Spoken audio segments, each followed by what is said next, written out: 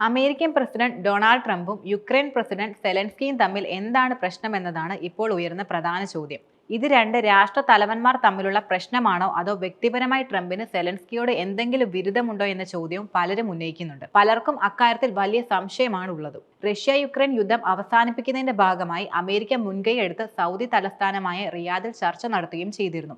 സംഭാഷണങ്ങളിൽ അമേരിക്കയെ പ്രതിനിധീകരിച്ച് പങ്കെടുത്തത് വിദേശകാര്യ സെക്രട്ടറി മാർക്കോ റൂബിയോ ആണ്. പക്ഷേ യുക്രൈൻ പ്രതിനിധികളെ ചർച്ചയ്ക്കായി ക്ഷണിക്കുകയോ ചെയ്തിട്ടില്ല. അമേരിക്ക യുക്രൈന് നൽകുന്ന സാമ്പത്തിക സഹായങ്ങളും നിർത്തിവെച്ചിരിക്കുന്ന നടപടിയാണ് കൈക്കൊണ്ടിട്ടുള്ളത്. മാത്രമല്ല, ഇരു രാജ്യങ്ങളും തമ്മിലുള്ള യുദ്ധം 3-ാം വർഷത്തിലേക്ക് കടക്കുമ്പോൾ റഷ്യൻ അധിനിവേശത്തെ അപലപിച്ചുകൊണ്ടുള്ള ഒരു പ്രമേയം ഐക്യരാഷ്ട്രസഭയിൽ അവതരിപ്പിക്കുകയുമാണ്. ഇതിനെ പിന്തുണയ്ക്കുന്നില്ലെന്ന നിലപാടിലാണ് അമേരിക്ക നിലവിലുള്ളത്. രാജ്യത്തെ നികുതിദായകരുടെ പണം എടുത്ത് യുക്രൈന് നൽകുന്നത് എന്തിനാണെന്ന ട്രംപിന്റെ നിലപാട് ഭാവിയിൽ റഷ്യയുമായി മികച്ച ബന്ധമുണ്ടാക്കാനും അതുവഴി ചിലകാല വൈരിയായ ചൈനയെ ഒറ്റപ്പെടുത്താനുമാണെന്നുള്ള അഭിപ്രായങ്ങളും പലരും ഉയർത്തുന്നുണ്ട്. യുക്രൈൻ അഴിമതിക്കാരുടെ രാജ്യമാണെന്ന ആരോപണമാണ് ട്രംപ് പല പ്രാവശ്യങ്ങളിലായി ഉയർത്തിയിട്ടുള്ളത്.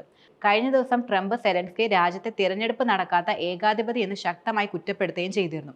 സെലൻസ്കിയോട് ട്രംപിന് ഇത്രയും വലിയ പകയുണ്ടാകാൻ വ്യക്തിപരമായ ചില കാരണങ്ങൾ ഉണ്ടെന്നാണ് ഇപ്പോൾ പ്രധാനമായും പുറത്തുവരുന്ന വിവരങ്ങൾ സൂചിപ്പിക്കുന്നത്.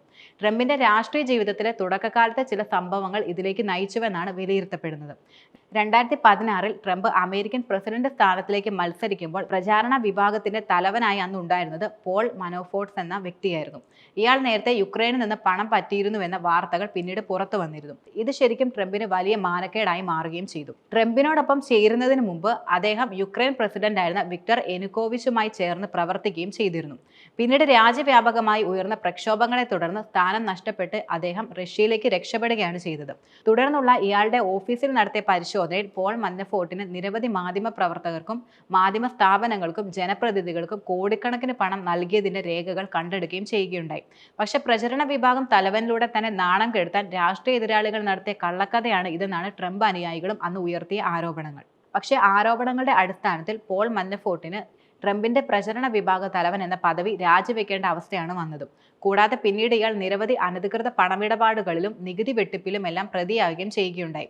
പ്രസിഡന്റായി 3 വർഷത്തിനു ശേഷം 2019-ൽ ട്രംപ് സെലൻസ്കിയുമായി നടത്തിയ ഒരു ഫോൺ സംഭാഷണം പിന്നെയും വിവാദങ്ങൾക്ക് കാര്യമായി ഉയർന്നു. തുടർന്ന് ട്രംപ് ഇതിന്റെ പേരിൽ ഇംപീച്ച്മെന്റിന് വരെ വിധേയനാകേണ്ട സാഹചര്യമാണ് വന്നത്.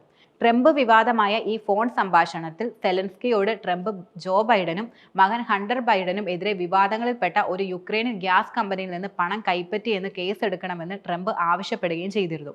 ബരാക് ഒബാമയുടെ കീഴിൽ വൈസ് പ്രസിഡന്റായിരുന്ന ബൈഡൻ സംഭവം അന്വേഷിക്കുന്നതിൽ നിന്നും യുക്രൈൻ അധികൃതരെ സ്വാധീനിച്ചതായും ട്രംപ് ചൂണ്ടിക്കാട്ടുകയുണ്ടായി. മാത്രമല്ല, കേസിലെ പ്രോസിക്യൂട്ടറെ മാറ്റാനും ബൈഡൻ ആവശ്യപ്പെട്ടു എന്നാണ് ട്രംപ് ആരോപിക്കുന്നത്. ഒടുവിൽ ഈ സംഭാഷണത്തിന്റെ വിശദാംശങ്ങൾ പുറത്തു വന്നത് ട്രംപിന് സെലൻസ്കിയോടുള്ള പക വർദ്ധിക്കാൻ വലിയ തോതിൽ കാരണമാവുകയും ചെയ്തു. തന്റെ രാഷ്ട്രീയ ജീവിതത്തിലുണ്ടായ പ്രശ്നങ്ങൾക്ക് കാരണക്കാരൻ യുക്രൈനും പ്രസിഡന്റ് സെലൻസ്കിയുമാണെന്ന് തന്നെയാണ് ട്രംപ് ഇപ്പോഴും വിശ്വസിച്ചിരിക്കുന്നത്. ഇതിന്റെ ഫലമായിട്ടാണ് ഇപ്പോൾ ട്രംപ് ഭരണകൂടത്തിലെ പ്രമുഖർ സെലൻസ്കിക്കെതിരെ രംഗത്തെത്തിയതെന്നാണ് പൊതുവെ വിലയിരുത്തുന്നത്. കഴിഞ്ഞ ദിവസം അമേരിക്കൻ വൈസ് പ്രസിഡന്റ് JD വാൻസും സെലൻസ്കിക്ക് മുന്നറിയിപ്പ് നൽകി രംഗത്ത് വന്നിരുന്നു. ട്രംപിനെതിരെ മോശമായി സംസാരിച്ചാൽ പ്രത്യാഘാതം ഏറെ ഗുരുതരമായിരിക്കുമെന്നായിരുന്നു വാൻസ് മുന്നോട്ട് വെച്ച താക്കീത്. അമേരിക്ക യുക്രൈന് നൽകിയ സാമ്പത്തിക സഹായം തിരികെ ലഭിക്കണമെന്ന നിലപാടിലുമാണ് ട്രംപ് ഇപ്പോൾ ഉള്ളത്. യുക്രൈന്റെ ധാതു സമ്പത്തിന്റെ പകുതി തങ്ങൾക്ക് ലഭിക്കണമെന്ന ആവശ്യവും ട്രംപ് ശക്തമായി ഉയർത്തിയിരിക്കുകയാണ്.